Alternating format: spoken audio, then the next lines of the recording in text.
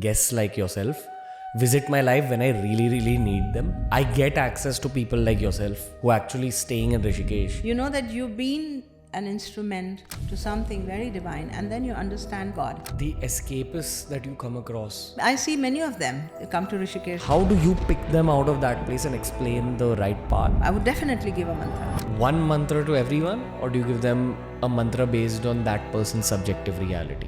I give. What's been the most difficult thing that's happened in your life? When I came to Rishikesh, I had nothing with me.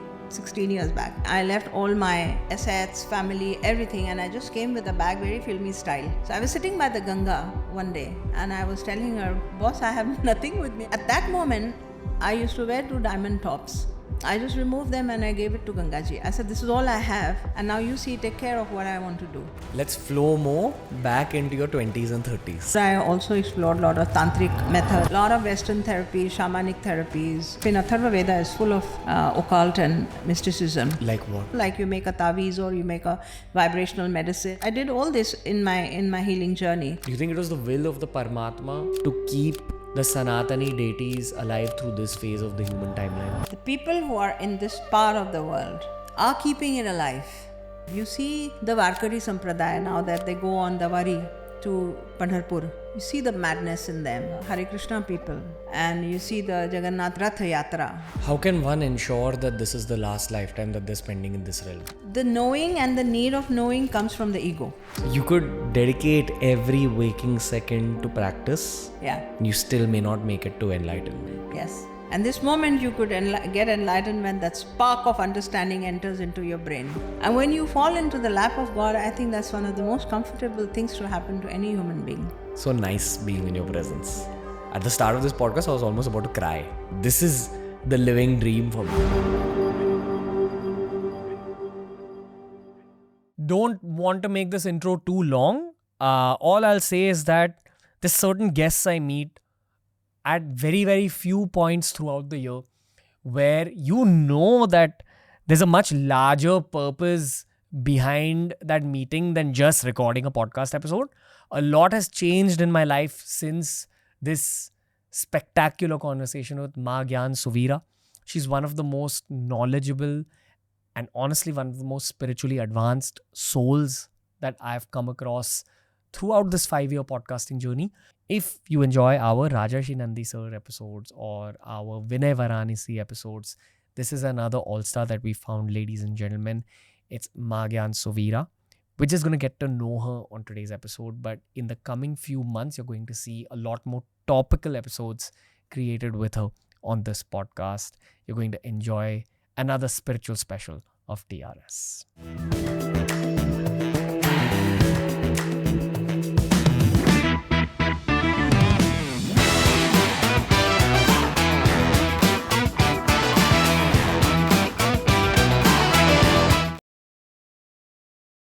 Welcome to the Ranveer Show, Ma.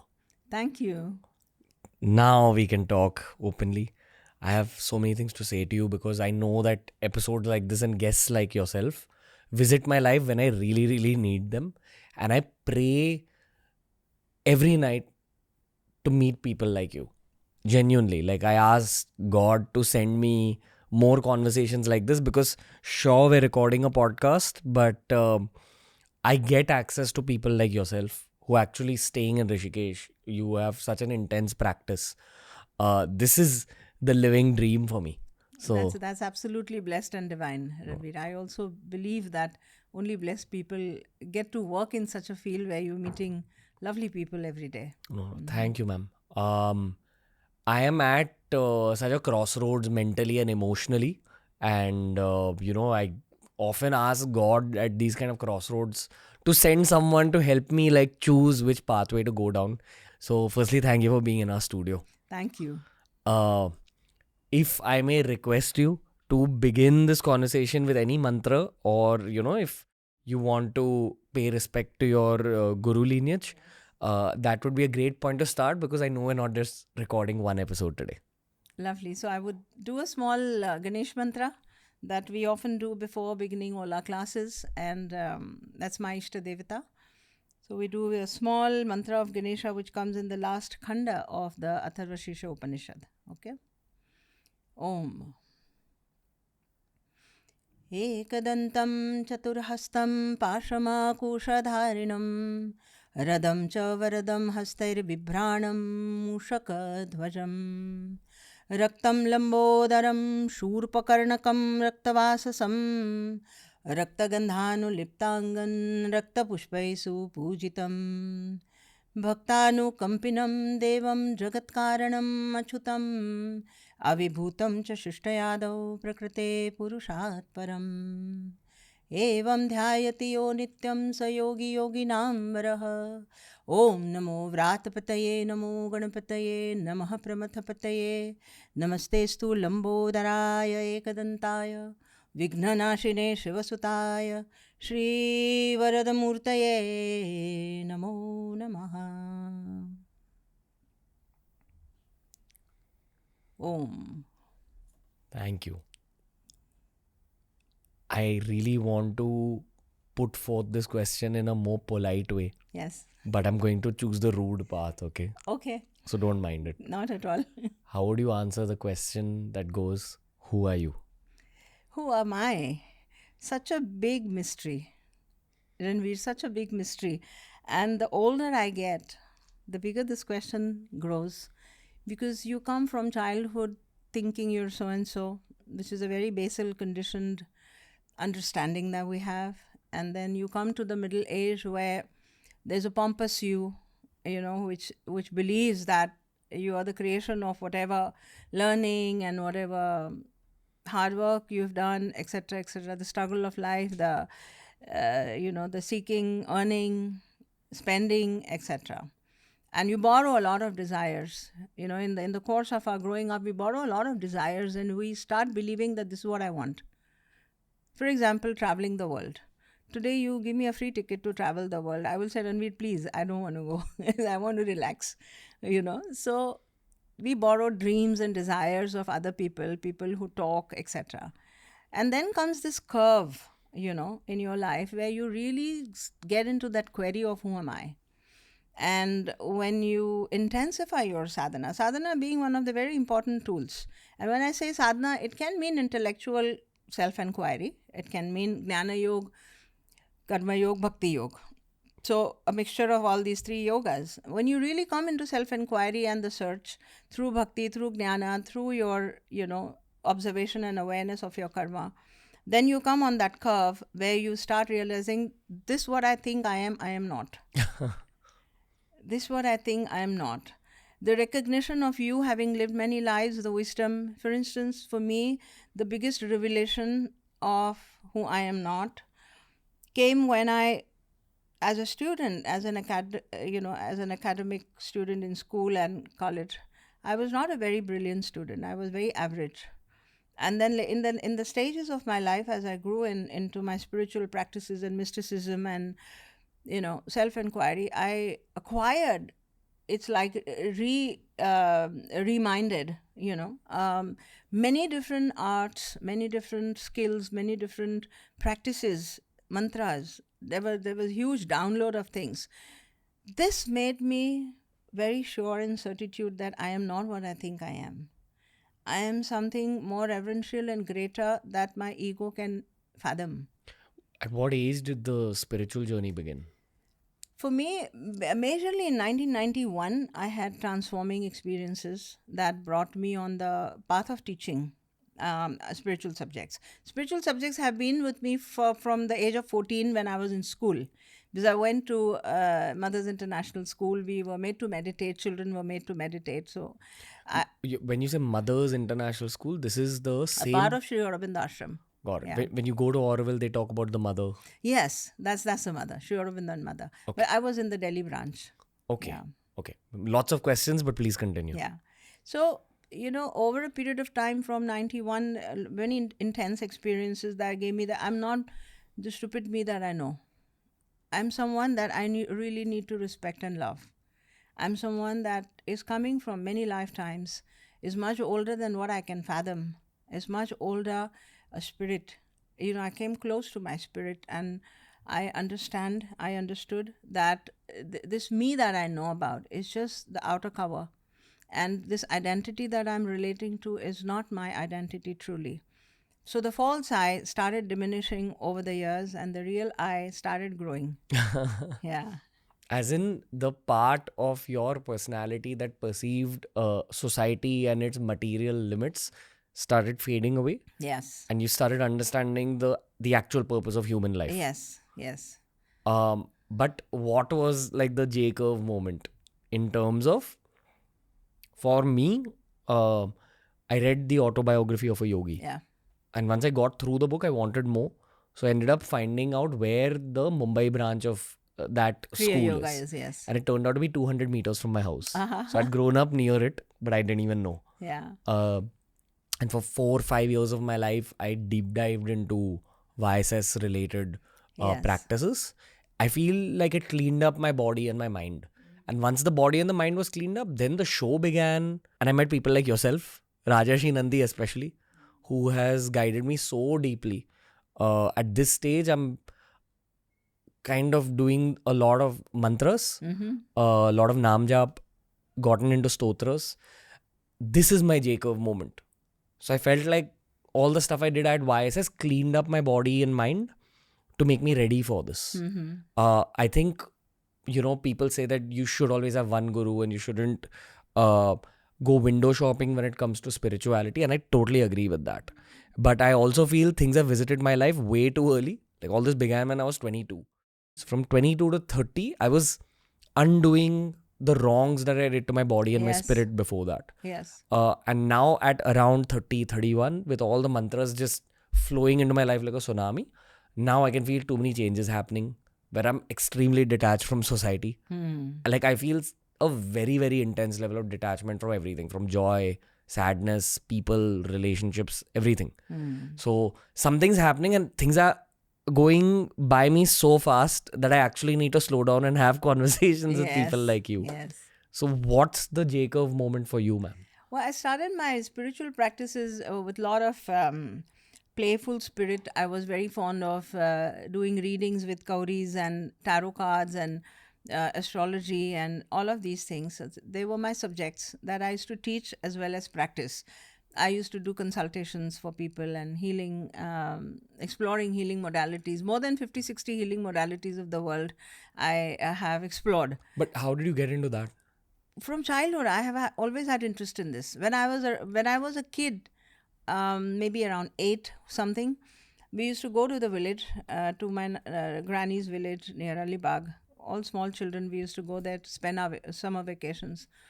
One day that I remember, and I don't remember the whole sequence of it, but I remember that day that we went to the Thursday market or Tuesday market used to be, where a lot of other village people would come and it would be like a big bazaar, roadside bazaar. तो हम बच्चे जाते थे. We used to go there to have fun, and I remember seeing one gypsy woman sitting on the ground on the roadside. She had parked her belgadi, her cart, and she was on the roadside, and she was crowded by people. People were, around her. When I went inside, I saw that she was having a thread or a rope, and there was a slipper dangling on that, and she was dowsing. What is that? She was dowsing, like using a pendulum. Okay. And people were asking her questions and she was giving answers and people were giving her money. To me, that was a very fascinating moment, very fascinating moment, because it was incredible for me to imagine that someone can just talk like that and give questions. And I started aping her. When I went back home, I tied a small little stone to a thread and I went around asking people, you have any questions, ask me. So this thing has been inside me. There was a sleeping healer, astrologer, mystic inside, which was awakened. And I got the right things at the right time in my hands. The right book, the right things, right friends.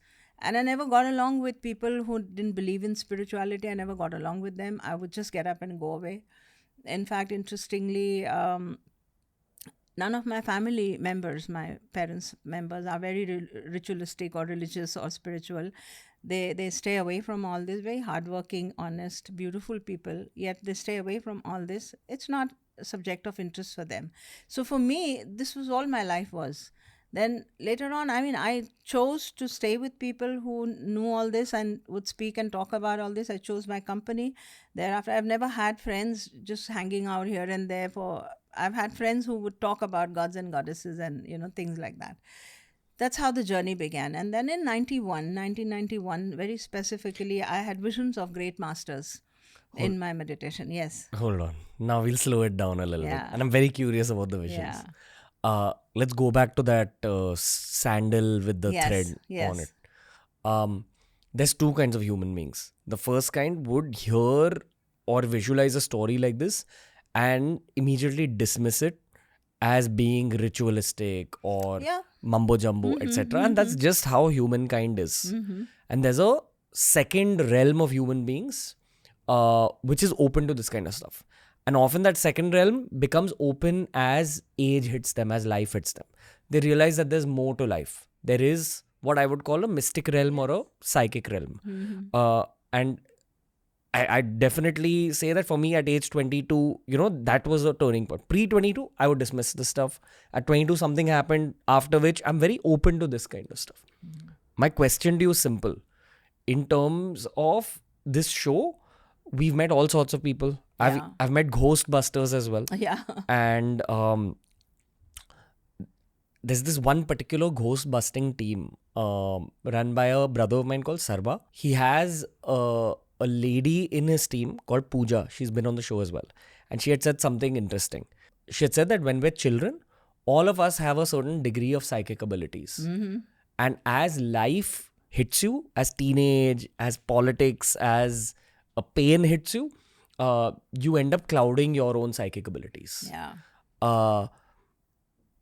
There are very few people like yourself who are kind of lucky enough to be in sync with that, through your teenage. Yeah, I've always believed in what I experienced. See, what you experienced, Ranveer, has two sides always. Like you said, it could be a hocus pocus or it could be something very extraordinary.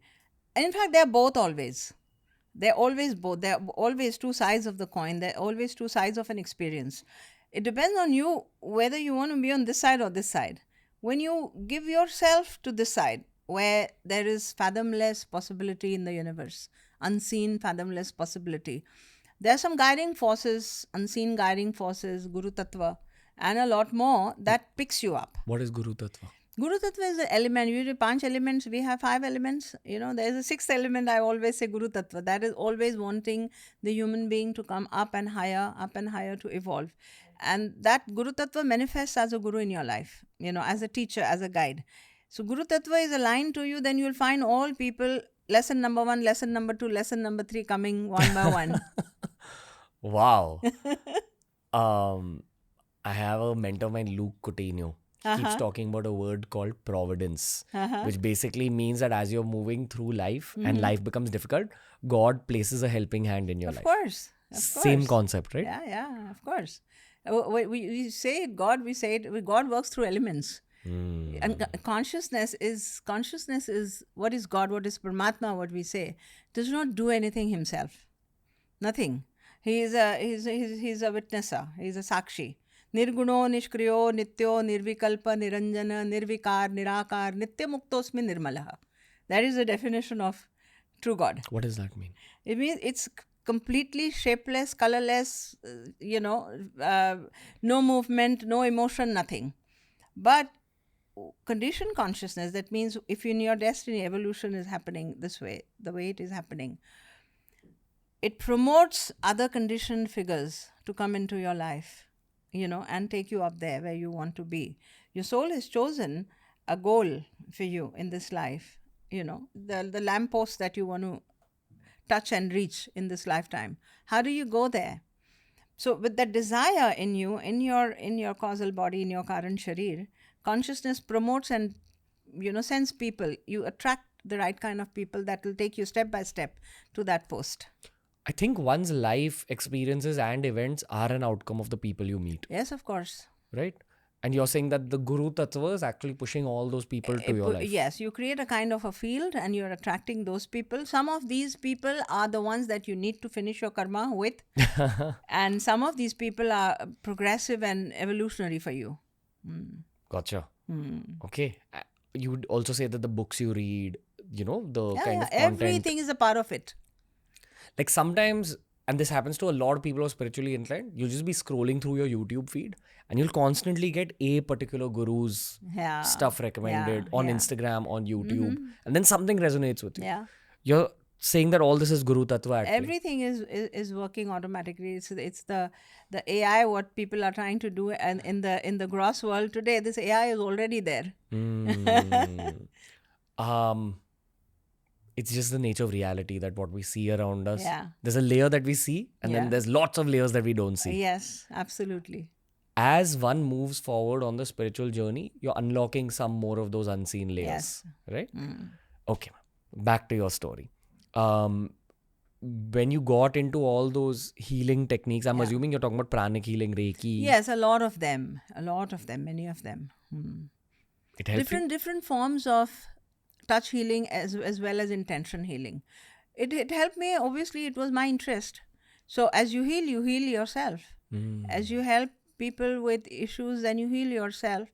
And you may not know specifically what healing you require. For instance, I've always been a very happy person. I've never been a sad person ever in my life. I've always been very happy, minus the childhood moments that are there. But as a grown-up, I've always chosen to be happy. I would choose to look at the light and not at the dark. So I've been a happy person. So I never identified any kind of healing that I required. But I understand at this age, there were different layers of healing that was required, and that's why you become a healer. And you talk to all kinds of people, you hear their suffering, you deal with them, you give them solutions. Sincerely, you work with your heart and intentions, and there's something that is divinizing inside of you. And then you don't want to be a healer anymore. You come to a stage where you don't want to be a healer anymore because you've already fallen into the lap of God by then. Can you elaborate that thought? Yeah, it's like you are amazed that sometimes I might not have so sincerely or so beautifully healed someone, but the other person has got healed. Let's say, for example, I know I've not worked so hard. I know I've not given her so much of healing, but I see a major transformation in her, and she's so full of gratitude to me. And then I have this question in my heart: I didn't do anything. Who did this?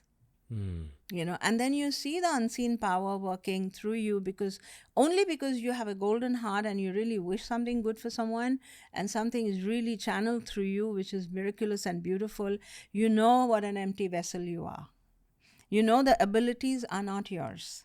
You know that the words that are flowing through our mouth are not yours. You know that you've been an instrument to something very divine, and then you start understanding God.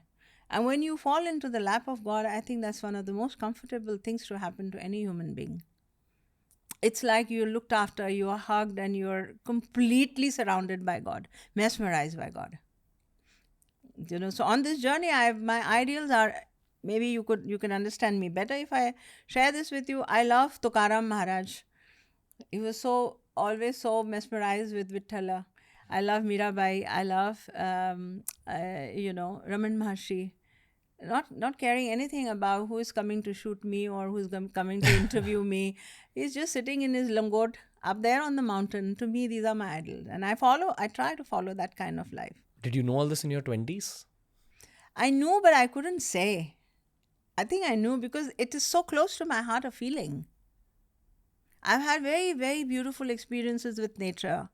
With nature, like I'm sitting on a swing and singing. I'm not a very good singer, but I love to sing, So I'm singing something and then I'm saying, ki, yaar, koi to suno mera gana. And I see a dahlia turn the face like that.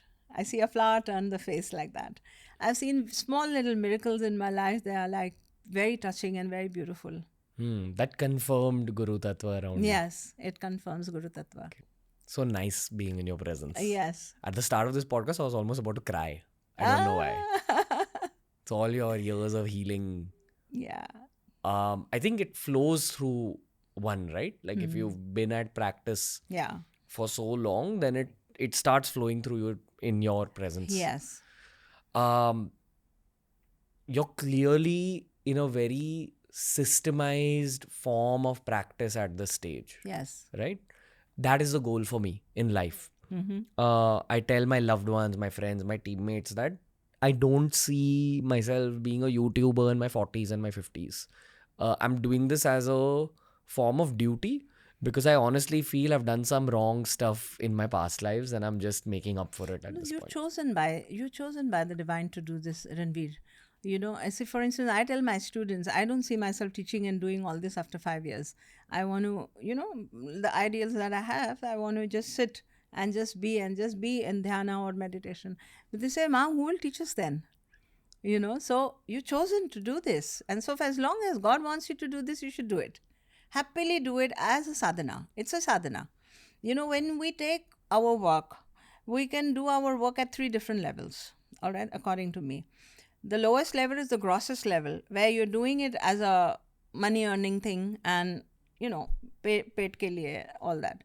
At the second level, where you love something and it gives you a high on your ego and a real good, which happens to all of us. At this moment, it's happening to you and me, okay? And the third level, where you divinize your work and you make your work, your company as a god. You see, it's a spirit. When you have a company, you have BeerBiceps. It's a company. And you have already embodied the spirit in that company. So it's a living entity. Now, when you are subservient to this company, you're almost serving God. And then let God decide to how long you would do this. You do it as a sadhana, then it will give you, immeasurable fruits inside. Yeah. Ma'am, like it's been a very difficult couple of months, okay? And it's been the most glorious year from like a material perspective, from an adulation based perspective. Like we were awarded by the PM, and when that happened, I didn't realize what was Yes, happening. yesterday somebody told this to me. And just over the year, I've seen what an adulation-oriented year it is. Yeah. But it's been a difficult year in terms of I've torn my knee ligament right now, and very randomly, Oh. life has been difficult. And in this job where we're doing podcasts for a living, so much of it is dependent on luck. In terms of who are the guests sent to you, who are the people sent to your life. Everything is dependent on luck. Yeah. People think they're jotting down their pointers and bullets, and they're moving their steps on the bullets correctly, and they have planned it right, done it right, and been there. It's not like this. Yeah. Everything is dependent on this absolute fathomless. There's a different planner. We said the sentence that I often use is that under the folds of doing, there's a sure and certain process of happening. So on the surface, you feel you're rowing the boat and you're doing everything, but there's a sure certain process of happening underneath, and that's actually the flow. All you can do is give your 100%. Give your 100%. Surrender to the flow of life. What I want to genuinely confess is this year I found myself falling at God's feet and saying thank you. Just, Yes. sometimes not even feeling worthy of the adulation and like the results. And there are other days where, now I genuinely feel one's relationship with the divine is very subjective. Like, Yes, it is. for someone, God is a mother. For someone, God's a father. For someone, it's a brother. For me, it's like an elder brother. Yeah. Like that's how I've always looked at. So I think that in brotherhood, you're allowed to be a little upset sometimes with your Yes, brother. you can. आप शिकायत कर सकते हैं. You can crib, you can cry, you can laugh, you can joke. Yes. So this whole year has been a swing between falling at God's feet and being upset with my elder brother. Like that, why are you doing this? Yeah. Like, I know this is you at play. Yeah. And it's not been like easy situations. It's been like, this injury, it was so painful, like even on a psychological level. And then similar work injuries have happened. And I'm just like, what's up? Like it's not that I'm a bad person. Why is this happening? So not able to like come to stability. Terms with it. Yeah. Have you had phases like this? Everybody has, but I've never looked at them as negative phases. See, the faith in God should be so unflinching and unwavering and so sure that when you're making a dish and you're putting chilies in the oil and frying them, it's bound to give you some smell. Similarly, you put hing and it's bound to give you smell. So there's a dish God is making out of you. And there are certain spices He's going to put there to make you the perfect, beautiful you that He wants you to be. So when you're in 100% surrender, you allow, the beautiful things to happen to you or the unbeautiful things to happen to you. There was a very beautiful joke that someone said one day to me. Can I share it with Please, you? please. Yeah. A very ordinary village man shared this with me. There was a bus with passengers traveling in the hills, and the bus falls down the valley. Everybody dies. There's only one survivor. So the media throngs, they all catch him. How did you manage to survive? Everybody's died. How did you manage to survive? And the man is blushing, he doesn't know where to look and how to answer. He said, do you want me to tell the truth? He said, yes. He said, I was drunk. And bus was going like this. I was falling like this. The bus was going like this. I was falling like this. And I don't know how I was saved. So intoxicated. When you're God intoxicated, let loose. Let things happen.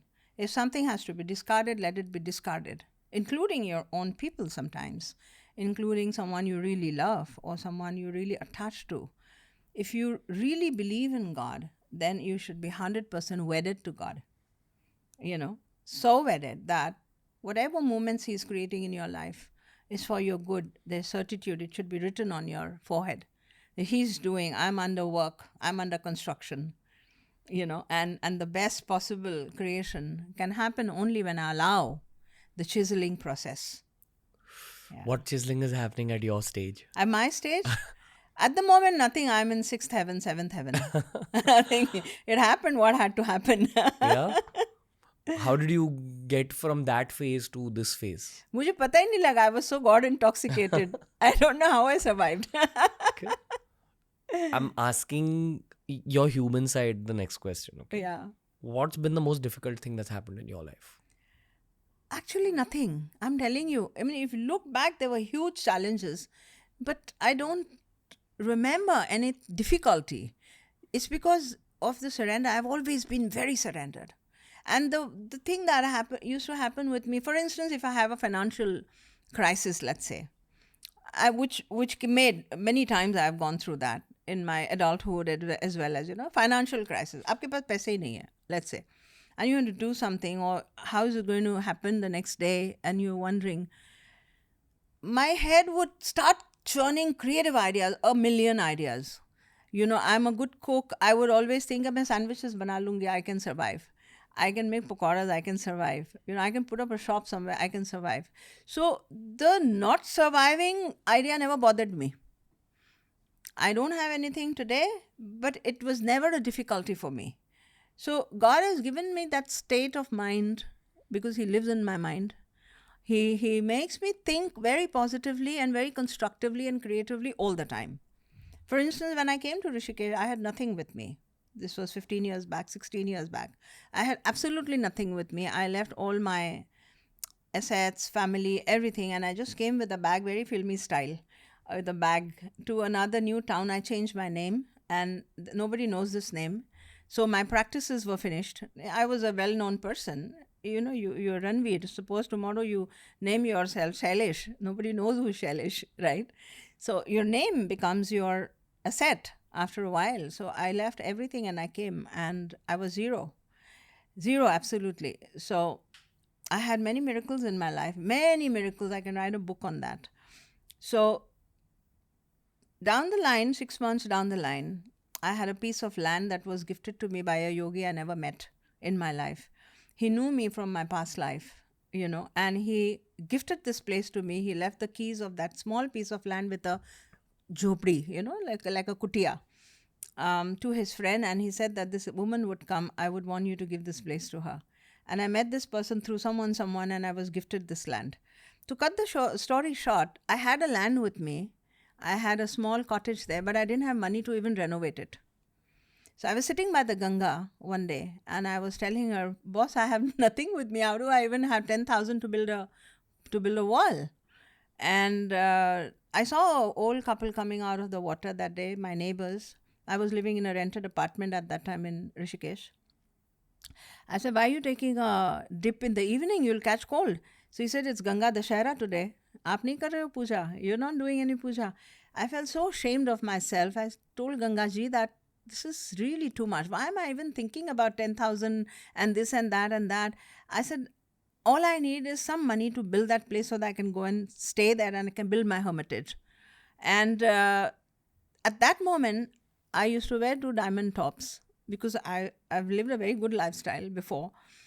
I just removed them and I gave it to Gangaji. I said, this is all I have, but I don't want to sell them, and I gave them to Gangaji. You put it in the Ganga? Yes, offered it to her. This is your birthday today. This is all I have to offer. And now you see, take care of what I want to do. That day evening, when I went after my Ganga Darshan to my apartment, I had 5 students waiting for me. They wanted to study something with me. I do one-on-one retreats and I do in-house retreats. I host people in my house and I teach them. So they were waiting for me and they had a bag of money to give me. I started my work. From that day, there is no looking back to this day. We have a beautiful hermitage today. There's a beautiful temple, everything. So everything is taken care of, Ranveer. I really believe in this. It's only the ego self, the not unreal self. When the unreal self takes the doership, and when it thinks that it has to plan or do, things don't happen the way God wants it to happen. Because you yourself are an obstruction to the process of happening. Wow. You're an obstruction to the process of happening. If you're intoxicated in the flow of life and you are absolutely completely devoted, dedicated, believe you me, the journey is beautiful. And I don't think you'll ever recall 20 years from now, Ranveer, you'll be more intoxicated than now, and you will never recall any difficulty. All you'll remember is this beauty and grace that you're living in. I was about to ask you from a very podcasting perspective that, yes, ma'am, I understand exactly what you're saying about increasing one's bhakti and, love for God and faith in the divine's plan. But my angle with the question was going to be, how can one actually cultivate that within oneself? Then I went back to age 26, 27 when I was going through some difficult times of a different nature. And I would go to my YSS ashram in Wadala in Mumbai. And the people there would uplift me in different ways. Yeah, who's doing that? People are nothing but, it makes 10,000 instruments. An animal can come and lick you and can hug you, and it's God's love. He is not a solid form. His consciousness is just there. It will use all the things around you to give you comfort. Yeah. Even through the show, when I meet people like yourself, I don't know the exact word, Sangati? Yes. Sangati. Yes. Satsang.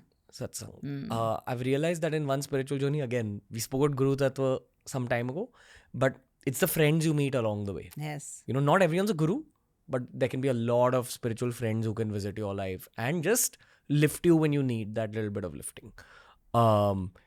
That's a big part of everyone's journey, right? Yes. That's why I'm assuming sadhus club together. Yes. Susangati. Yeah. So thank you for visiting my life, because it's just this conversation. I knew last night that this is going to be a very important conversation for me. Yes. Do you have anything to say? About this, Susangati? Yeah. Why are we meeting? Why are we meeting? Of course, it's predestined, preconceived, predestined. But I didn't know you. You didn't know me. Then why are we here? We are here because it's a part of a master plan.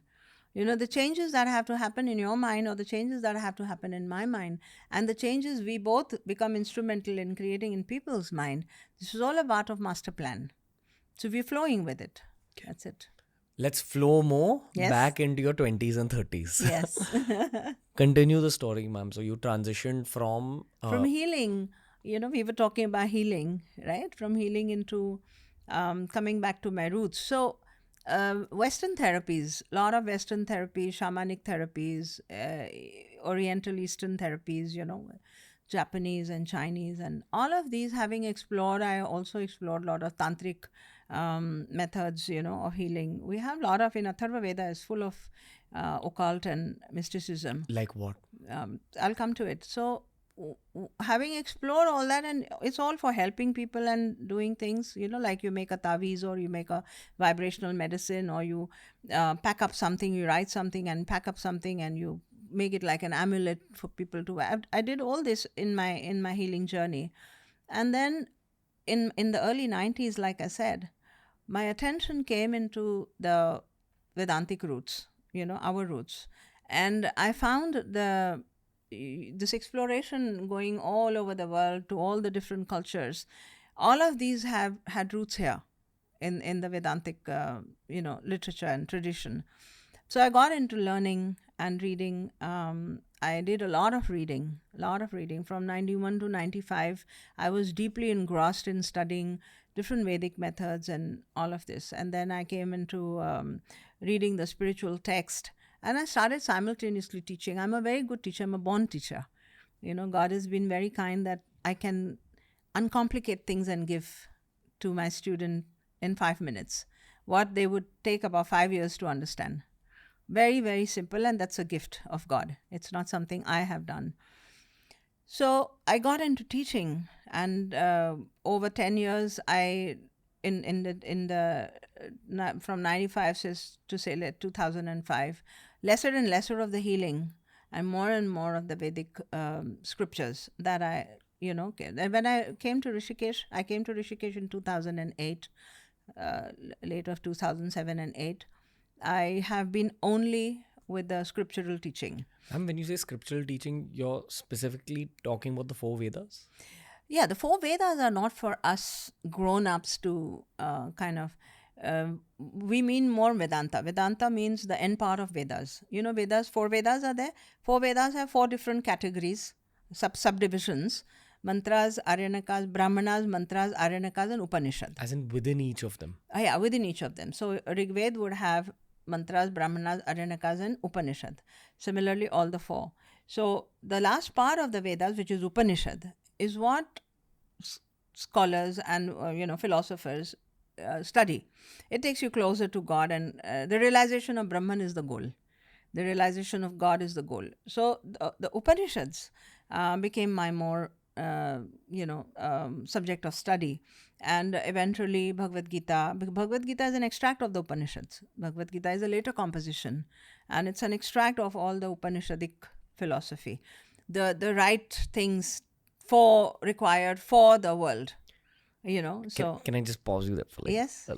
We had someone called Miss Rupa Bhati on the show, and she's nice. someone who does extremely deep research on the astronomy side of the Vedas. And astronomy is a tool that one can use to date things as well. Yes. So a big part of her research is dating the Mahabharata and the Ramayana. Yeah. But she's also focused on the Rig Veda heavily. And she said that according to her work, and she spent 30 years doing this. And I know when someone is talking rubbish in front of me on this show versus when someone is like speaking gospel. Generally it sparks out. And she was at the end of that spectrum of speaking the truth. I sat with her for almost 5 hours. She spoke about how the Rig Veda is possibly, according to the astronomy within it, perhaps 220,000 years old. Imagine. 220,000. Amazing, yeah. And for context, the Ramayana is roughly taking place at 12,000 BC. Mm-hmm. So if you can draw out that line that goes from 2024 back to amazing 12,000 BC, that's the Rama. Mm-hmm. And 220,000 years is the Vedas. Mm-hmm. And it's possibly why people say that, Hinduism or Sanatan Dharma is the oldest surviving. Yes, it is. It is undoubtedly it is, because any discovery that is coming across from the Western world, it's already there. So there isn't anything in the world is talking about and it's not mentioned here. From, micro level, Upanga is in Vedas. You have the Vastu Shastra, you have the Ayurveda, you have elements and everything in detail. You tell me which other culture talks about the exact temperature of the sun or the exact diameter of a particular planet, or how it's perfectly orbiting in the galaxy, in the solar galaxy. Who could have said so many years back without having a telescope or any kind of an internet facility or any kind of a laboratory? Internalizing everything, the experiences to the minutest detail, it's unimaginable. There can't be anything older. There can be no school of thought older than this. Definitely. It's teaching you about the universe so that you're able to leave. Yeah. That's the goal, that leave this universe that we're in. Yeah. Fair to say? Yes, it's fair to say. Or oversimplified? No, it's not. Very direct and crisp. Okay. let's expand on that Vedas section that we were talking. Yes. I'm sorry I interrupted you. No, not at all. But you were talking about the 4 Vedas and Yeah. then the Vedic studies, Yes. right? The journey, from healing to coming into the Vedic roots is what I would like to, elaborate more upon. And what's the difference? Empaths, for instance, counselors, empaths and healers, we are very heart oriented. You're very heart oriented. And there's a lot of emotive dominance, compassion, and work happens through the heart and with intention and with love. And often it's a need inside. Like we said in the beginning, it's like the more you heal others, the more you are healed. You may know it or you may not know it. For instance, I didn't know it, but it happened. And it took me closer to my roots, and it took me closer to what we really call evolution. Vedanta says that when you're evolving and when you're coming into the realm of self-inquiry and knowing your true self, there is divinizing of the intellect that has to happen. What does one mean by divinizing of intellect? It means that we normally function with a very limited intellect. What intellect is there with you? You function within those corridors, within those boundaries. But when you are studying Vedanta and you come into self-inquiry, and when I say self-inquiry, I mean truly understanding what is God, truly understanding what is Brahman, Parmatma, and the Jiva, and the cause of suffering, and the illusion, and the work of Maya. When you understand all of these things through the study of Vedanta, you're actually divinizing your intellect. Divinizing intellect means removing the false parameters of the intellect and merging it with the cosmic intelligence.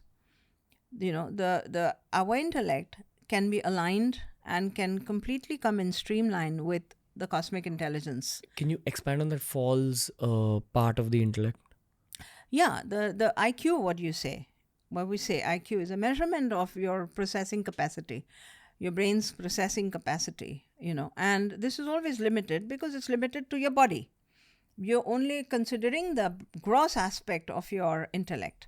Whereas intellect is one of the major tools, as said in the Vedanta. Buddhi is the highest, which means that a common person would think, especially those who are in spiritual realms, they would think that, oh no, heart is the main thing and not the buddhi. So what common people talk about buddhi is a very limited buddhi. It's a very limited intellect they're talking about that works only with logic and memory. We have something in Vedanta, we say we have something called antakaran. Antakaran means man, buddhi, chitta, ahankar. Mind, intellect, memory, and ego. These 4 are working in us constantly. All your experiences are generated by these 4. What you perceive, what you understand, what you think, what you do. Sequence of how I understand what I'm hearing, and then how I'm replying to what I have understood, and then, the doing bit. So the antakaran is working. Now, in the antakaran, mind is a very, very, it's an infinite machine, and it's grasping all the time. It's, mind is a thought processing machine. Intellect is the actual processing what is happening, and which gives you the commands to do what you want to do. So your actual understanding is happening with the intellect. Memory is all your unconscious, past life memories, traumas, and all of that you have accumulated, which becomes your conditioning. Why you think the way you're thinking about a particular issue depends on what's in your unconscious. That's how you think of all the past experiences of your life. And then ego, which is a major instrument of Maya. It's stiff all the time, and I know what I am saying. It's the I, the false I that it holds on to. So out of these 4, it's the buddhi or the intellect, which is actually the culprit if we do things wrong or right, which is actually the doer. So if this intellect is functioning only in the limited parameters of who you think you are of this life, then it's going to tap on only into limited intelligence, which is your IQ, nothing more than that. But if this intellect gets divinized, with sadhana it gets divinized. For instance, when you meditate, you're surrendering. What are you surrendering? You're surrendering your antakaran. when you sit and meditate and you're stilling yourself, you're actually surrendering your antakaran. What happens in that moment when you surrender your antakaran, you get streamlined with the intelligence of the universe and your buddhi gets divinized. We call it Vivek Buddhi.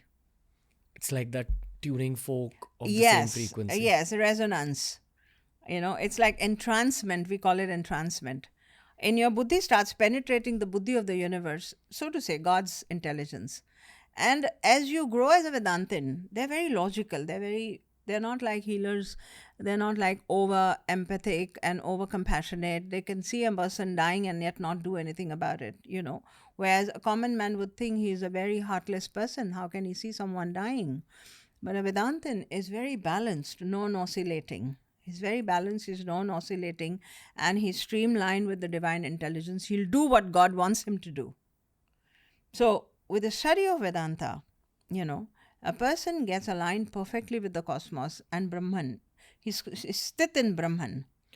With the study of Vedanta or with practice? Both. Vedanta it's not just a book or it's not just a theory. If it's only theoretical, then you're just intellectually grazing into it.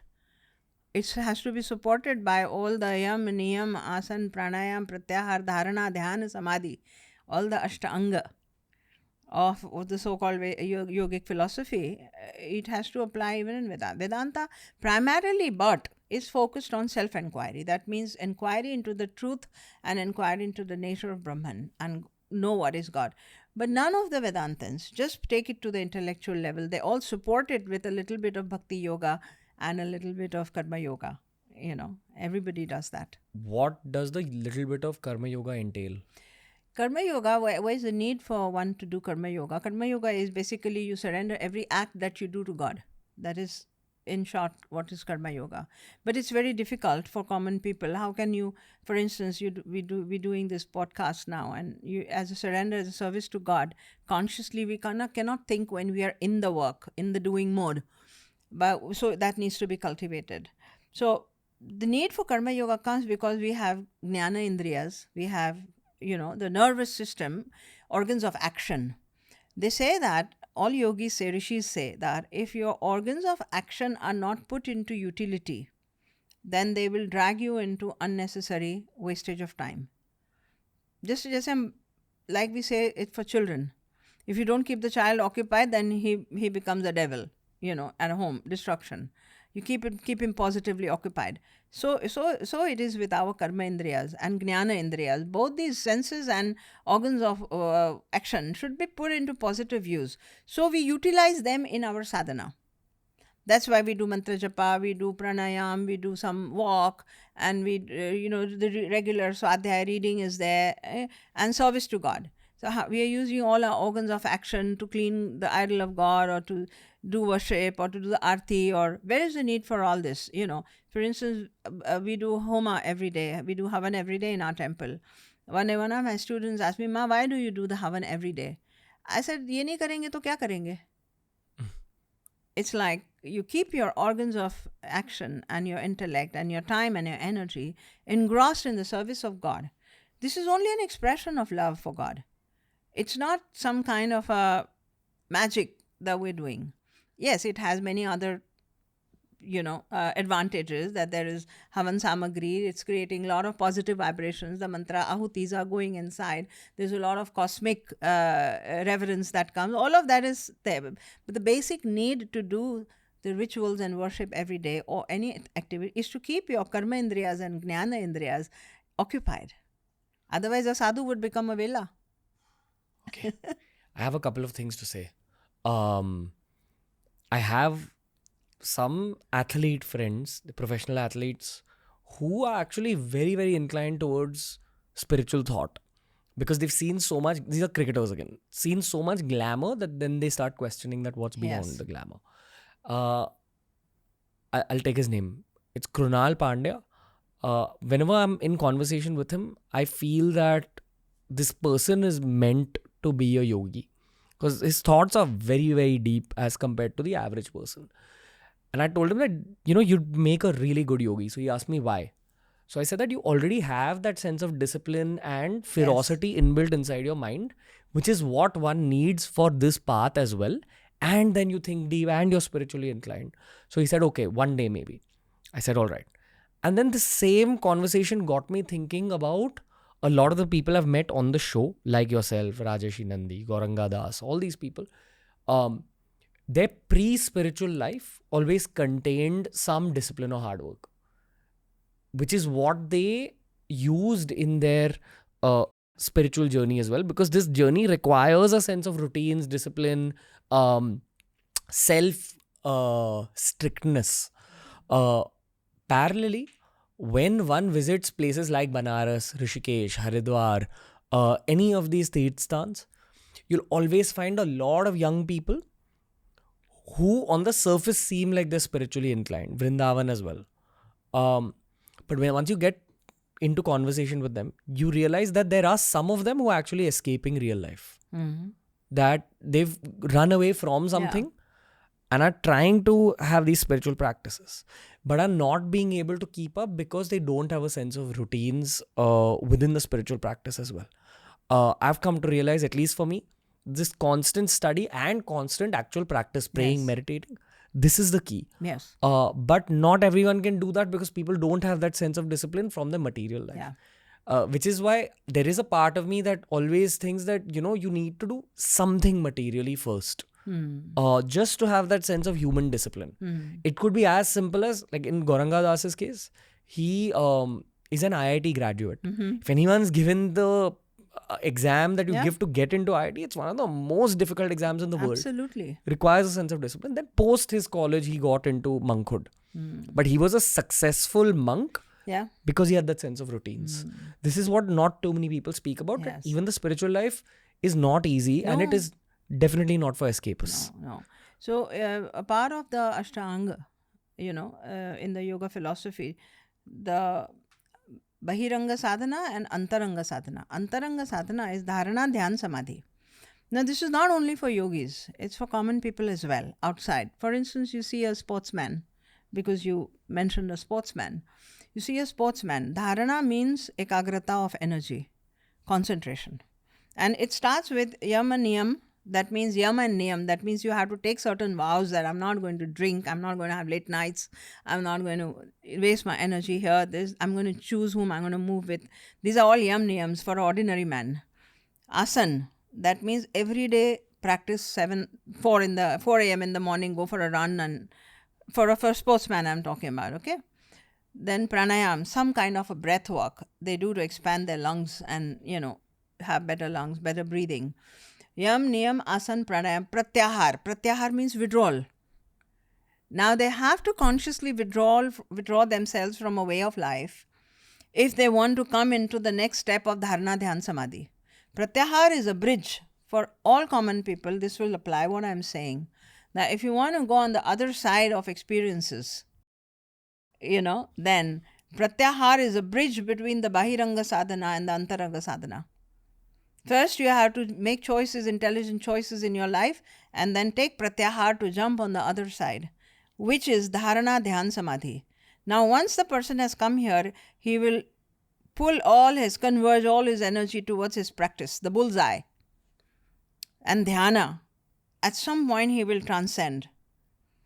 It's like, for instance, he gave that shot, if it's a tennis player, he gave that shot and he didn't know how it happened. Transcendence is like transcending your human limitation and going into the realm of unlimited potential. And then samadhi is the pivotal and the zenith point of success, be it any field you talk about. The same sequence, what I said just now, can apply to a musician who wants to really taste the apex of success. The same sequence will apply. Be it a scientist. Scientists, they look like mad people towards the end of their, sadhana. I call it sadhana because they are into research. They believe in what's going to come out of it, and they pratyahar. They withdraw from everything. Then there is dharana, dhyan, samadhi, even for a scientist. He may not shower, he may not eat, he may not see anything. He may be closed in a room for like hours and days together to just find what he wants to find. Then he achieves samadhi. So this philosophy, the Indian philosophy, we have darshan. Darshan means there are different schools of philosophy in India. Vedanta being one of them. Yoga, what I'm just referring to, is one of them. Nyaya, Vaisheshika, we have Sankhya philosophy that talks of Shiva and Shakti. When we talk about Dash Mahavidyas, we'll talk about that. So these philosophies are schools of thought, but coming from the same roots, from the Vedas. It's coming from the same roots. So this yoga philosophy can be applied to anybody. Anybody who wants to go on the other side and taste the zenith of his, passion, whatever passion. If musicians, they also need to follow all these Ashtanga, right?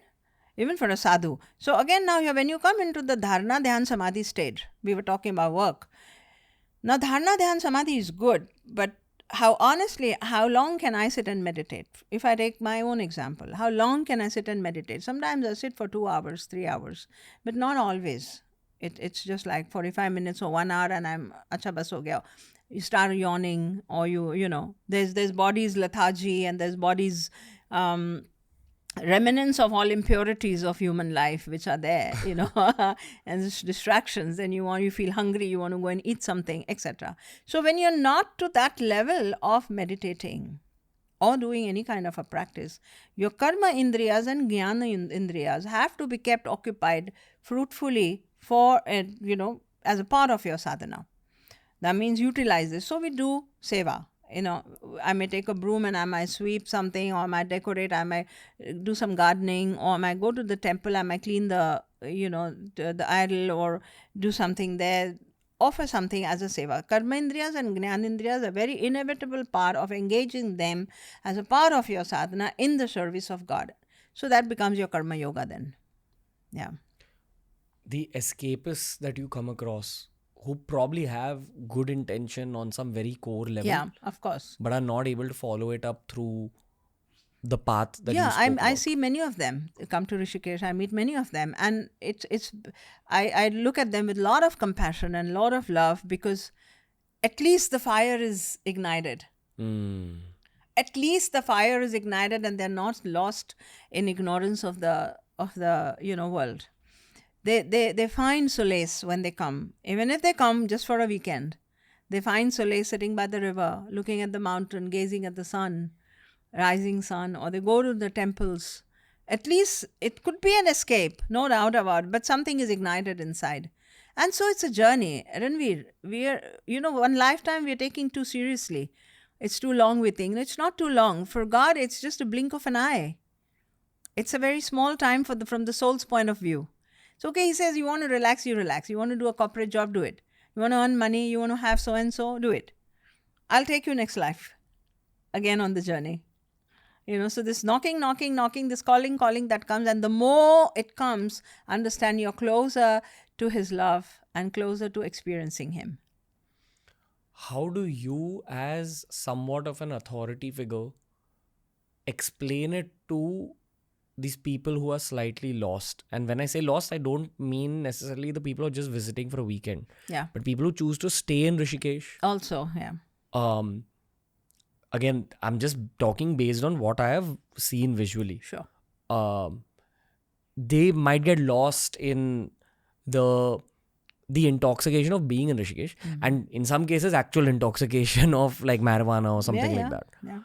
How do you pick them out of that place and explain the right path? And I'm sure you've seen cases like this as well. But maybe someone was actually escaping from their difficult life back in Argentina. Yeah. Back in Germany. Yeah. And they're looking at India as more of I'm in heaven now. I'm completely spiritual. But they may not necessarily be following spiritual practices. Yeah. The bee comes to the honey. The honey doesn't go to the bee. Yeah. So it's like the nectar. The bee comes to pick up the nectar and the honey is made. So it's like that, the seeking when it's strong. It's the spirit. It's actually not you and me working. It's the spirit working. So when the time is right, they come and they get distracted again. Then they may come again, then they get distracted again. It could be many years. When the time is right, when the yoga is right, when it's destined, then they will listen to someone like me, to the T, And the tools normally, counseling tools is love, first of all. There has to be unconditional acceptance of love, unconditional loving acceptance of the person, who he or she is. with whatever flaws, blunders he or she might have been. If there's a true seeking, then it becomes our fundamental duty and responsibility to embrace the person with a lot of acceptance. With that embrace, he is introduced to self-love.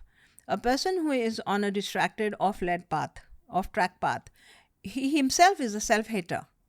He hates himself, and what he requires is self-love. I have to teach him to appreciate himself by removing the things that are unwanted. And the best tool in our culture, in our Vedantic culture, the best tool is mantra japa. Meditation is not easy for everyone. They can't meditate. People can't meditate. Even if somebody is taking a plant medicine and transcending, that's not real transcendence, right? So the best tool is mantra. And the deity that he or she invokes, it all goes to Parmatma. We have millions of, thousands and crores of Devi Devatas. It all goes to Parmatma. When I fly in an aeroplane, I'm looking out of the window and I see as the landscape recedes, and then there's just peace and silence. There's no noise. Noise is there when you come down, and it's not there. So the mantra that we do, it all dissolves into Om, and it dissolves into the cosmic sound, and it penetrates into Parmatma. So it does not matter what mantra, actually speaking, for the sake of, going ahead on the path. So he or she definitely would be attracted to some Devi Devata on the path, on the journey. Shiva, Shakti, whatever, Devi, Ganesha, whatever. Whatever we understand at that moment, and because the divine intelligence is flowing, it's not me who's deciding what I want to give him. I would definitely give a mantra and tell him to start with at least one mala every day, and slowly, steadily, if he's meant to be with me, he'll be there with me. Otherwise, I become a stepladder. He may go somewhere else. Doesn't matter. Do you give one mantra to everyone, or do you give them a mantra based on that person's subjective reality? Well, we belong to a sampradaya. We belong to a tantric Ganapatya sampradaya. My Gurudev, we have a very unusual Ganesha in our hermitage with 10 hands and a Devi sitting in his lap. So 2 sadhanas are there with our sampradaya, the one of Ganesha and the other of Devi, Shakti. So I give either a Ganesh mantra or a Shakti mantra. Any of the Shaktis. I'm very close to Mahavidyas. I give any of the Mahavidyas mantra or Kali mantra or the Lakshmi mantra. All the Devis. Yeah. I'm currently in a phase of life where I'm doing Om Bhairavaya Namah Jaap, and I've been doing it for almost a year now. Helped me a lot. And I'm doing it slower as time passes and more focused, more intense. Yes. And it sends me into some places. Along with that, I am doing a Kal Bhairav Stotra, and I'm doing another sadhana as well, which Beautiful. is private. Would you still give me a mantra? No, I wouldn't. Your faith need not be erased and given another color. It need not be. It's going to same Parmatma. Like I told you, whether it is Bhairav or Shiva or Shakti, or it's going to the same Parmatma. So when we are on a journey uphill, if I have reached the middle of the mountain and someone calls me and says, oh, it's greener, better here, come down here. Should I get down and go and start climbing another mountain? So it's all going to go to the same zenith and same apex. You better take what you're taking, what you're doing, and do it with 100% faith and dissolve yourself completely in that. Parmatma embraces you through that form. To a large degree, I've been feeling like my love for my elder brother, Kal Bhairav, is acting like a guru in my life. Yes, it does. It does.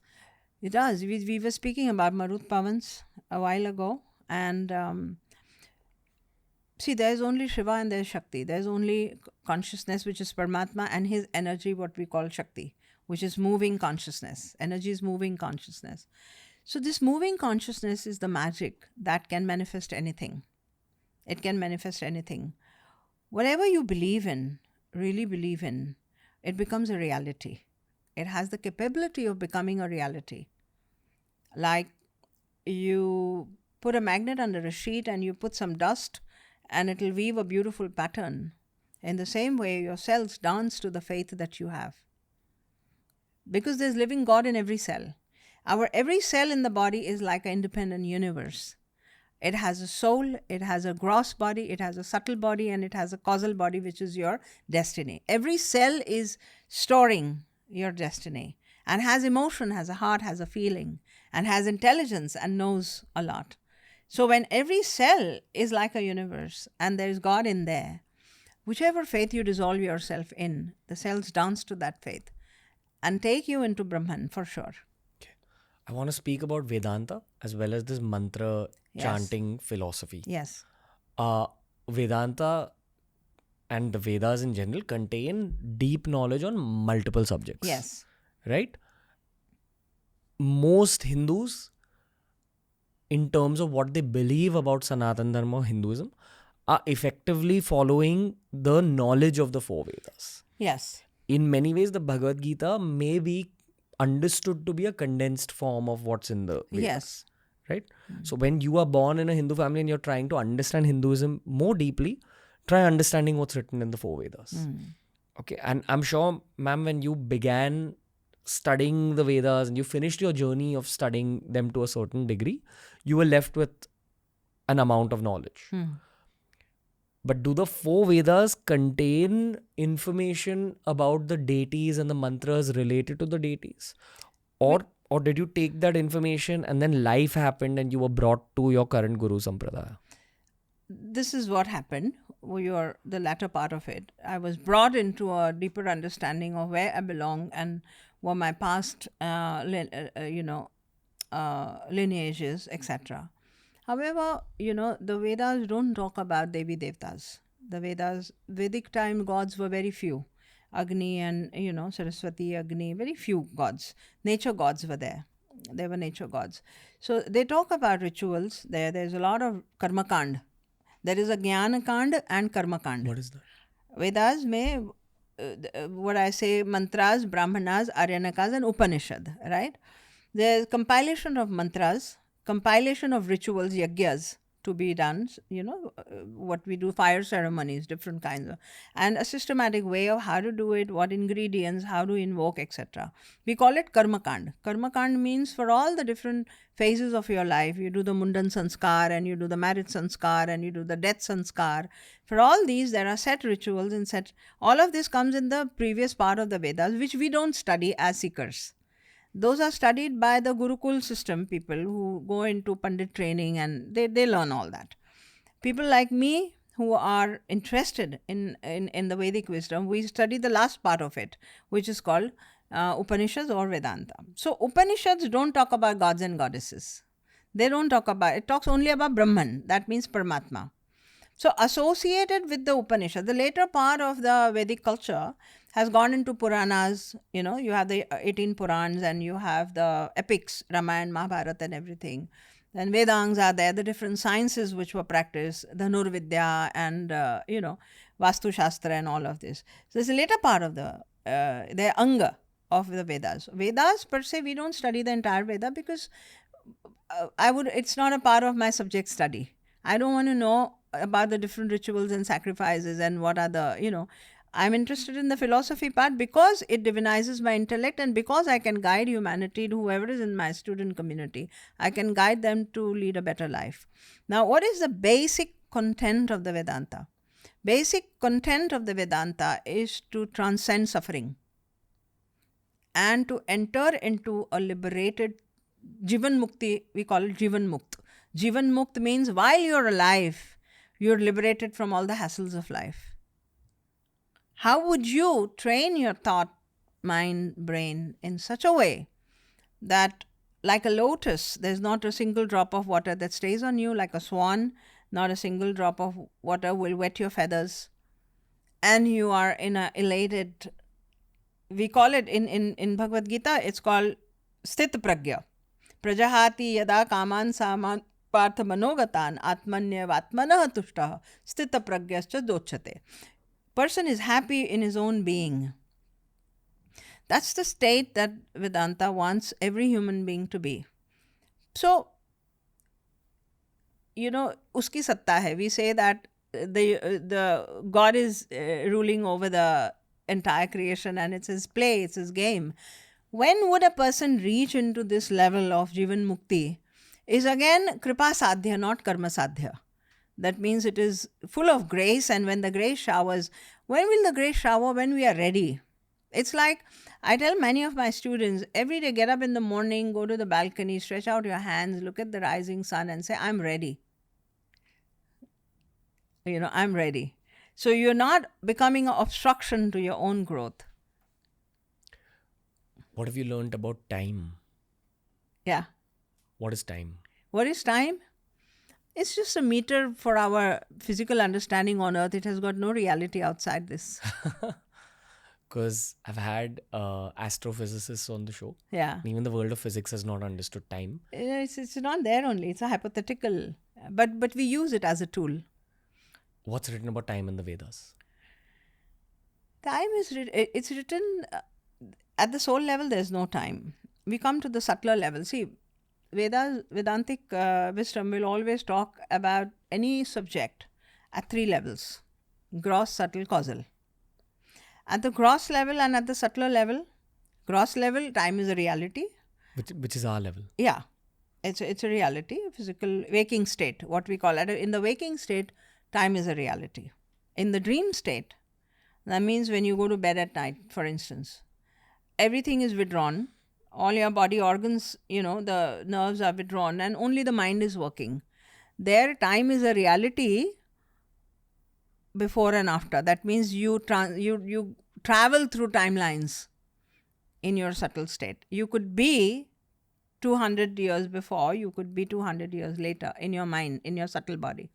And when you go into a deep sleep state, which is the causal, at that time is not existing. It's dissolved. It's like those kind of phases of sleep where you close your eyes and you open them and you're really fresh. Yes. And it feels like 30 seconds have passed. Yes. But it's actually night-long sleep. Yes. Deep sleep state. Their time is not existing. Okay. Are you trying to understand it more at this stage? I don't think so.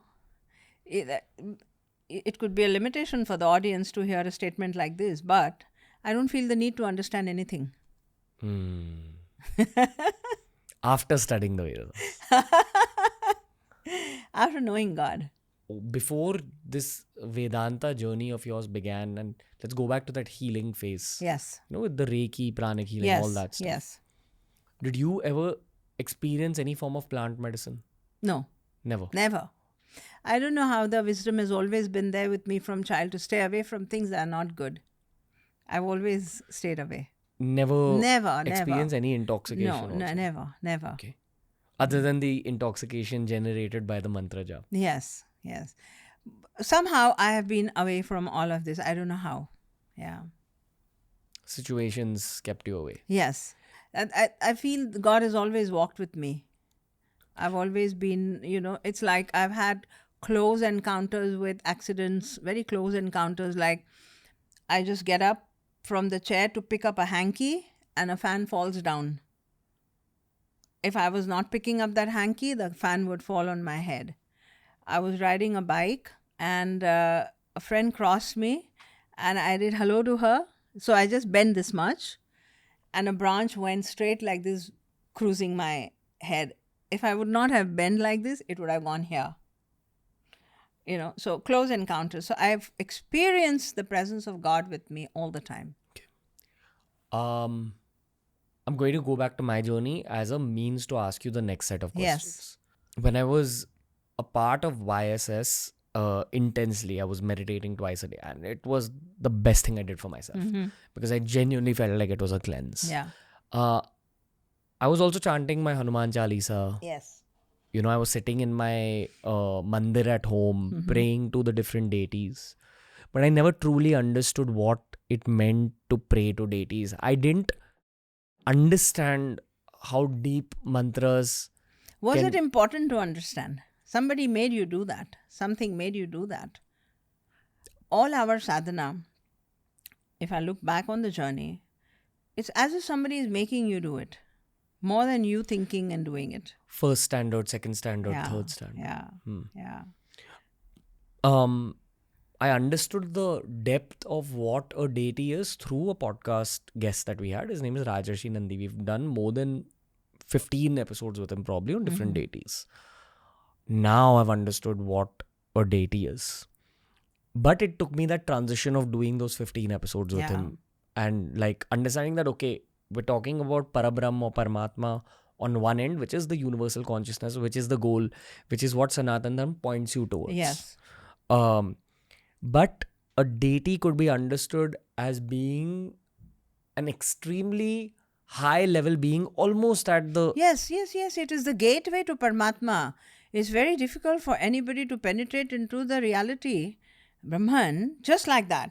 Deities become one of the important, very, very important via media, to take you there. Because the love of the deities are there, they're living. So many hundreds and thousands of forms of God are there in India. They're living there as portals of energy in a strata up there in the atmosphere. They're living as portals of energy which have been created by human faith, Astha, which have been created out of human faith and the worship and the invocation. You see, it's all about energy if you really understand the science of it. If I take something, I take a stone, let's say, and I keep it here in front of me, and I believe this is God, suppose, and I do worship to this stone every day. I keep it close to my heart. I give it energy. I give it love. And I'm invoking the sleeping consciousness in it. There is consciousness everywhere. Parmatma is there in every grain of this universe. If a collective, suppose all your staff starts worshipping a stone here every day, this becomes a living deity. So out of human faith, we have hundreds and thousands of these deities and idols are there. They are actually living as portals of energy. So if there is a Bhairav, there is a Bhairav. And he showers on you what his qualities. It's conditioned consciousness. If you really understand it from the scientific Vedantic terms, there is pure consciousness, which is Parmatma, and then there's conditioned consciousness, which has got trigunas in it. expand. Parmatma is formless, it's pure light. And conditioned consciousness has qualities, trigunatmak. It has the sattva, rajas, tamas. So we have sattvic deities, rajasic deities, tamasic deities. Sattvic deities are absolutely unproductive and only transcendental into Parmatma, like Brahmaji, Saraswati, the white, what we say, the white pure forms. Rajasic deities are all the Vaishnava faith.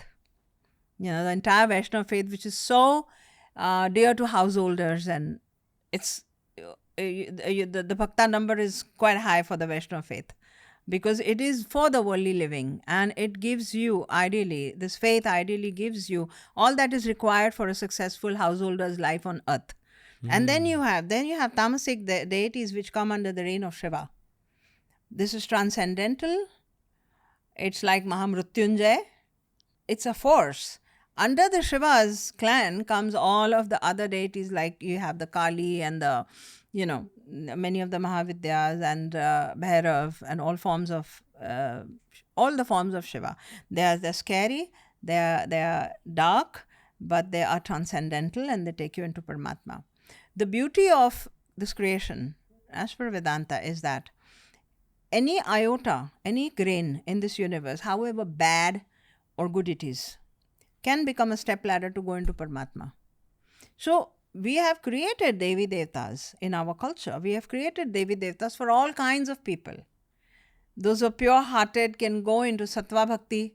Those who are Rajasic and business-minded, and they can go into Rajasic Bhakti, Vaishnava Bhakti, and and those who are with, so to say, excessive tamas in them. And when I use the word tamas, I never mean bad. Tamas is very, very important stuff for transcendence. This universe would have ended if there was no tamas, because tamas finishes all that is decayed and creates space for creation to happen. So tamas is not bad, but tamas is dark. Tamas is scary. Tamas is mysterious. It's mystic. And it holds huge potential. So there are people who are dark in sense of mind and clouded and derailed, and उनके लिए भी देव देवता बने हैं. We have devatas even for people who are derailed and gone off the track. These Devi Devatas help them to uplift them. They get uplifted and enter into Parmatma. So it's very important to understand that this Parmatma, what we are talking, is the goal. And Devi Devatas can be any. And whatever one is doing, one will achieve. If you are 100% surrender, one will achieve perfection and will enter into the realm of the ultimate Brahman. Definitely will. If not in this time, maybe next time. There are bhaktas, you have bhaktas of, they are into so many, dedicate their life and then they die. So one would answer, okay, how has he entered into Parmatma? We are taking life to be limited to birth and death. It is not. It is not limited to birth and death. It is much beyond. So the journey continues. I mean, the wisdom you have, Ranveer, is not a wisdom of you as Ranveer in this life, is it? No, same thing with me. I told you I was not great in studies. And where do I have so much of wisdom coming in from? It's coming from lifetimes and lifetimes and lifetimes of bhakti, shraddha, devotion, study, whatever. How can one ensure that this is the last lifetime that they're spending in this realm? The knowing and the need of knowing comes from the ego. When you drop that, then who wants to know? There's nobody who wants to know. Spirit takes its own path. Correct? So you could dedicate every waking second to practice. Yeah. And you still may not make it to enlightenment. Yes. And this moment you could get enlightened. Mm-hmm. And this moment you could get enlightened when that spark of understanding enters into your brain. Okay. A couple of adjacent questions to whatever we spoke about, Devis and Devatas. Also, I'm assuming that after your study of Vedanta, were you introduced to the world of Devis and Devatas just through meeting people and learning? Yes, exploration. Yeah. Okay. Not one particular book. No. Exploration. I did Gayatri Sadhana for a long time. I did many anushtans of Gayatri. I got into Krishna Bhakti for a long time. I would dance with the ISKCON people, for a long time I was there. Then before I got the understanding of which lineage I belong to, and when Gurudev's darshan, I get darshan of my Gurudev, and he put me into the Mahaganpati sadhana. I'm stable and here and ready to die here. How old were you when you found the Mahaganpati? 1991. And you must have been like 28. Almost 30. 28, yeah. Okay. And slowly, steadily, I grew in that faith. Slowly, steadily, I built up. I started Ganesh worship and understanding, reading about Ganesha and everything. So, at the human level, ego level, we lack. We lack the depth of how much we want to know. It's like a part of you is desperate to know you more. But you're not able to penetrate through that. There's something more. It's like unraveling, you're like digging into something, but because the human limitation, the ego limits you. The ego limits you. The malleation of ego, the melting, the moltening of ego is the goal of all the 3 yogas of bhakti and jnana. And if the ego is not molten and not melted, then we have to take another life. If the ego melts into God, it's like when I do my bhakti with Ganesha, only Ganesha is there, I'm not there. And after that, even Ganesha disappears and there's only light. You see, these are the stages. As long as you find yourself in Dvaita, that means you are there and your idol is there. You're doing your mantra japa or the idol is there, you are there. It's good, very good. Slowly, steadily with your sadhana, you will get closer and closer to the deity. There will come a time when there will be only the deity and you will not find yourself. And there will come a time when the deity dissolves in the light. How do you quantify this journey? One can't. Can't. Again, limiting yourself to timeline, no? There need not be. The need to quantify should not be there. In this moment, I'm yours, is what you need to tell God. That's it. That's why if you meet true bhaktas, they cry. They cry out of the hook. The hook is like a word for hunger. In Hindi, we have hook for liberation. Liberation is that I dissolve myself into Him. That's the stage of liberation that people want. I don't want to experience me anymore. I once read a book on witchcraft just out of interest. And there was an entire section on deities. Mm-hmm. But they hadn't mentioned Indian deities there, which I found fascinating. And I wondered why it wasn't mentioned. Secondly, the deities that were mentioned were Mesopotamian, like Gilgamesh, Yeah. and Native American deities, and Greek deities, Roman deities, African deities. Made me think that deities have been present in every single culture. faith, every culture. Of course. And there are possibly countless religions Of and faiths which have course. faded away. Crores of them. Right? Yeah. Those deities are possibly still out there, still alive, Yes. Slumber. dormant. They go dormancy. in slumber, yes. Dormant. Because it's like a portal of energy that you haven't tapped into for long. Goes in slumber and it rests. It's not a uneasy rest. It's a slumber, loving slumber into Parmatma. Parmatma is the truth. It sleeps into the lap of Parmatma. If there's anybody invoking them again, they would awaken. Like the Egyptian deities Ra, Anubis. Yes. Okay. Have you ever been fascinated by those deities as well? When I was young, I used to read about them, but to me, my Vedic roots were calling intensely. And I knew this is not the end of it. This is just a trailer of something I'm going to, visit sometime. The only 3 cultures that I am currently aware of that actually are into deity worship are our culture, Sanatan Dharma, secondly, Tibetan Buddhism, and thirdly, Mongolian culture. I know that even in the modern day, these are the 3 cultures that are very serious about deity worship. We happen to be the biggest thanks to the population and our geographic size. Yeah. My question to you is that, do you think it was the will of the Parmatman, to keep the Sanatani deities alive through this phase of the human timeline?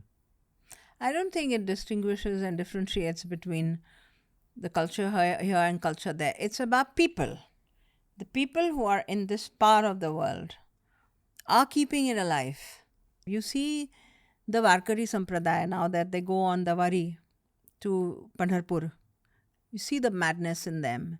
You see the Hare Krishna people. See the madness in them, the love and madness, I mean. And you see the Jagannath Ratha Yatra. You see the kind of... So people are keeping that energy alive. The deities alive. In the culture, other cultures, what you mentioned, modernism probably has taken over, and abuse of religion. Deity worship has been a part of religion. Whether it's very traditional, old religion or modern religion, it's been a part of it. Abuse of religion has happened everywhere, all cultures. What is abuse of religion? Abuse of religion as in misusing the power. Religious heads misusing the power, political heads attaching to the religious powers to take in, to twist and modify the scriptures and the interpretations to their convenience, etc. So this era has been there all over the world where religious texts have been, wrenched the way they wanted. And that era probably was in the history of humanity. There was no self-inquiry. Today, when I look at people like you, I feel very happy. I feel very happy because in your freedom, in your time, in your space, you're exploring the corridors of Dharma and spirituality. You're self-inquiring. And a lot of people like you, youngsters, they're liberated from the fear factor of religion, which was there for a very long time.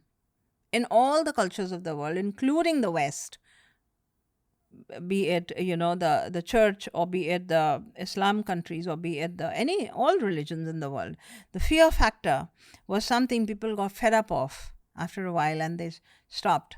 We don't want to be a part of this. Self-inquiry can come in the freedom that you give yourself, to find something about the Supreme God. So deities and idols and worship and all of this has remained here in India because we have kept it alive. People have kept it alive despite the political and religious abuse. We had caste system, which was the biggest abuse to the truth of Brahman. Biggest abuse. Brahman doesn't talk about caste. It just talks about the four castes. We're just talking about the vrittis and the nature that you had to do work. In a family, there could be 4 children with 4 different castes. One could be wanting to be intellectually a professor like a Brahman. One could want to go and join the army. He could be a Kshatriya. One could want to just work somewhere as a accountant or something. He could be a Shudra, and somebody would want to put up a shop. He could be a Vaishya. So caste system was misinterpreted and became one of the biggest religious abuses in the Hindu tradition. Still existing in many parts, still existing. So despite this abuse, this kind of abuse, religious and political abuse, we were governed by, and we were subjugated, and we were ruled by foreign authorities for such a long time. So political, geographical and religious abuse, yet this dharma has survived because the faith is huge. Asta is huge. You go to Gangaji, you sit near the Gangaji in the evening, and you see people praying, and rich people, poor people, everybody praying, and their prayers are answered. I've experienced it. The prayers are answered. There is a talking, she's a living goddess. Gangaji, all the rivers in India, they're goddesses. We call them Maa Ganga. So it's as simple as that. Aap mano to Ganga hai, varna behta pani. Hai na? If you have faith, then you know she's a goddess. Otherwise, it's flowing water. So people who believe that she's a goddess, they start connecting. Consciousness connects to consciousness. Wow. Yeah. Consciousness connects to consciousness. Yes. Okay. See, I ask you the questions based on what I'm seeing in my head. Yes, I'm answering what I'm based in my head. So don't mind the next question, okay? The goal of Sanatan Dharma is to get to the Parabrahm or Parashiv, which is like universal consciousness. The deities are a means to get you to that point. And then the deities have associated mantras and yantras. Mantras are the chants that many of us are familiar with.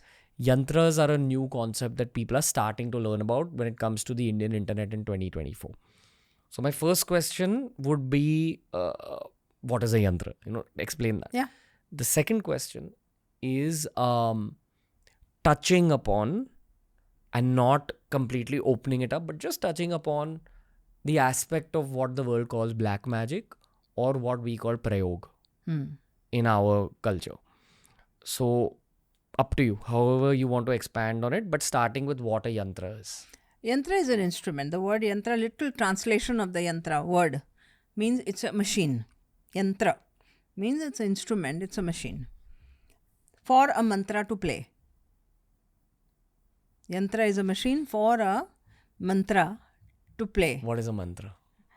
A yantra is a machine for a mantra to play and for the tantra to happen. Tantra is healing. Okay? What is a mantra? Set of words, mystical words, often sounds, or could have a pinpointed deity indication, right? And so that mantra starts playing in the yantra. Yantra is a cosmic diagram often. It's a cosmic diagram. Those that we call yantra, and we don't call them mandala. Mandalas are another word, synonymous word to yantra. Though mandala is a more casual word, whereas yantra is a more specific, technical word. So a yantra that comes from our tradition, from our Vedic tradition. These yantras are geometric, they're mystical diagrams, and they have activated points by the rishis. The rishis have, we say that they have worshipped or focused or done dharna, dhyan, samadhi. We call it application of sanyam. Sanyam is a word which is a combination of all these 3 words. Dharna, dhyan, samadhi means sanyam. All right. So there are rishis that have done sanyam on these yantras for years together. And that yantra has become like a machine. That anybody, XYZ person, sits with that machine and begins the process of worship. The old activation starts emanating that energy in which, it was born. The yantra was born to a rishi. Most of these yantras are born to rishis. They have downloaded these yantras. So if I am to take a paper and precisely draw a particular yantra and sit next to it and start a mantra jaap, it'll work. And my mantra jaap will be more effective. It's both ways.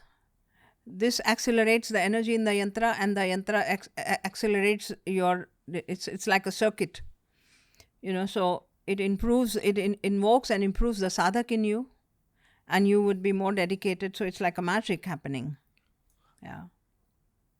I'm going back to that same witchcraft book that I read. Yeah. Not to compare Sanatan Dharma to what the world calls witchcraft, but there are witchcraft-based techniques which involve crystals and flowers of a particular color and certain foods where you put them together and start some kind of chanting. And the chanting could even be in modern day English. Yes. Witchcraft says that practice, when you combine objects with chanting under certain environmental conditions and at a certain time in the day, Cosmic time, yes. It will create some kind of effect. And this is the basis of what Western witchcraft is based on. Yes. That got me thinking about yantras and mantras. Yes. And this is, again, we're not comparing the two, but as we said earlier on the show, it is said that the Vedas are older than 2 lakh years old. So now this is a technique which has evolved over so many phases of the human story. Yes. And now we have the mantra and the yantra. I also believe that each letter within a mantra definitely has an impact on the human body as well as your astral body. Yes, it does. Which is why when you combine them in a certain pattern, Yes. it's like a letter could be understood as the key of the piano and the mantra could be understood as the song. We have 50 points. We say the Shakti points. We do a Shakti point activation in the Mahavidya Sadhana. The 50 points in your body, they are Shakti points. All the Varnamala, A, A, E, U, has come out of these. They are the sounds of these Shakti points. By microanalysis of the Shakti points, that sound comes out of this Shakti point. So the entire alphabets in Sanskrit, what are there? The Varnamala has come out of these 50 Shakti points. So obviously, the choice of the words, Bijakshar, what we call the Bijakshar, has a certain vibrational frequency that penetrates and activates that particular deity or that particular, power. That particular power. So yantras mostly have mantras which have Bijakshars. Gotcha. So it's actually a triangular thing that's happening. Your body is one of the objects, the yantra is the other object, and the mantra which connects you to the deity is the third point in the triangle. There is a phrase called Yantreshu Bimbashu. Yantreshu, your body itself is the yantra. It says your body itself is the yantra. So the practice, when the sadhak does a practice with the mantra and the yantra, his body itself becomes that yantra. The play of the game which is happening in that paper which you had drawn, the play actually starts happening within your body. Gotcha. Okay. Very nice explanation of mantra, yantra and tantra. Yes. Okay. Can we speak a little bit about prayog as well as the aspect of, for lack of better words, black magic in our culture? Yeah. As well as something like voodoo from Africa. What is the linkage between the two? We had someone on the show who was a cyclist. He cycles all over the world. And he said that he had been to Benin and Togo in Africa, where he experienced voodoo ceremonies. Yeah. And he described the voodoo ceremony a little bit. Sounded similar to what we just spoke about with respect to witchcraft, which again makes me think that human beings in different geographical locations on our planet had figured how to hack the simulation. Yeah. And that is the basis of prayog as well. Yeah. That we all live in a simulation, but hey, here's a cheat code. And the cheat code can be activated if you do a certain kind of practice. Yeah. So over to you, ma'am. See, I'm a person who believes in love, peace, and light. I believe in that. And hence, this black stuff I could never relate to in my life. However, I see that maximum people that come to people like me for advice, and when they are in trouble, they're often told that there's something done on them, and there's, the evil eye, and there's black stuff happening and all that. So I do understand energy very well, and I understand that energy and God, what we call Parmatma, is not differentiating between good work and bad work. Energy is energy, and energy will work whichever way you invoke it. So good work and bad work is a matter of human intellect and human nature. A snake is venomous and it wants to bite, and there are so many animals that only know how to love, so Human minds are so many, and there are some human minds which are attracted to the dark. They're attracted to the dark world, to the dark application, and to the dark subject. What we call prayog, doing dark prayog. There's white practice, there is red practice, and there is black practice in all energy works. What is red? The white practice would mean I'm utilizing this Tantra to reach God. So they are only interested, the white practitioners are only interested in putting the samyam, that means dharana, dhyan, samadhi, on the yantra and the mantra to reach God. This is white practice. The red practice is when I'm utilizing this samyam to create productivity, creativity, happiness, and joy in the world. That means I help a businessman, or I help a person to get well out of his sickness, or I help a person to have better relationship, etc. This is a red practice, where the application of the samyam is for worldly benefit humanity to transcend suffering and overcome whatever obstacles and difficulties they have. Black practice is like madness. It's like madness. It's like decaying intelligence that does not understand and discriminate and find a need to be in the light. So you always have those kind of species here on earth, whether it is the animal kingdom or insect kingdom, you always have dark practitioners, and I don't relate to that subject at all, because I feel that we are here on earth to cherish the glory of earth and to celebrate this beautiful game of life that God has created. And we are here to understand God. Because after leaving the human body, the possibility of growth and understanding is not there. Human body, God has, avtarit. He has taken avtaran in a human body to make you understand who He is. So the black stuff, there are people, maybe people they are doing that you hear of, a lot of people doing, and it will work, this I'm sure, because energy is energy and is energy. If I have dirt over here, the light will show the dirt. It's not going to discriminate that this is dirty and I don't have to show it. Correct? So consciousness, pure consciousness is unconditioned and is not discriminating. If somebody is invoking this consciousness for destruction, it gives the power. Your mind is your friend, your mind is your enemy, says Bhagavad Gita. Right?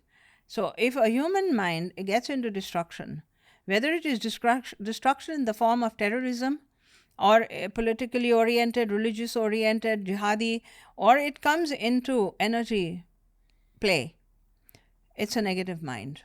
And this is there. So how does one protect? See, to me, the subject or how it is done, why it is done is not my subject. But how does one protect himself from all the projections that are there? For instance, if there's a venomous snake in my house, I must know how to protect myself. Similarly, if you have people at large doing the black magic, especially that utilized for destruction of others, whether done professionally or as a hobby, how does one protect himself? The name of God, Nam Smaran. There is no powerful, potent medicine than that. Anybody who is constantly in Nam Smaran and meditates, Nam Smaran supported by meditation is the most potent formula. Do little Nam Smaran and do little meditation. And always visualize yourself being surrounded by the light. And disassociate yourself completely in your head. Buddhi is the chalak of the yatra. So in your buddhi, there should be a conviction that I'm connected to the light and only to the light and nothing can touch me. Believe you me, nothing will touch you. No prayog will work on you. Has anything ever happened to you? Never. That energy is not tried? Never. And I've done healing work for a long time, but never. Providence at play a little bit again. Yes. Okay. Ma, that was the first episode. Very nice getting to know you. Yes, thank you so much, Ranveer. Very nice to getting to know you. All my blessings. May love, light just shower on you immensely and on all your audience. And may you become such a big instrument of love and light on earth. Thank you. Thank you, ma'am. Means a lot. Looking forward to the next episode because there's a lot of questions that I haven't asked. Okay, I'm ready. I'm here. Okay. So we'll see you soon. Thank you, ma'am. Thank you. Namaste. So that was the episode for today, ladies and gentlemen. What did I tell you? It's an all-star. another episode featuring her will release very soon. That one was more Dash Mahavidya centric, and we've covered that topic with Rajarshi Nandi sir, but it's such an elaborate topic that it needs to be understood even more deeply. I'm always on the lookout for female spiritual leaders because I feel there isn't enough female representation in the spiritual thought leader space in our country. So, ladies and gentlemen, please send in your guest recommendations. Of course, in the coming few months, I will be covering Jainism as a topic. I'm also looking for experts on Buddhism, on Tibetan Buddhism. So please send in your guest recommendations. And until next time, guys, from Ranveer and the team, we'll see you very soon.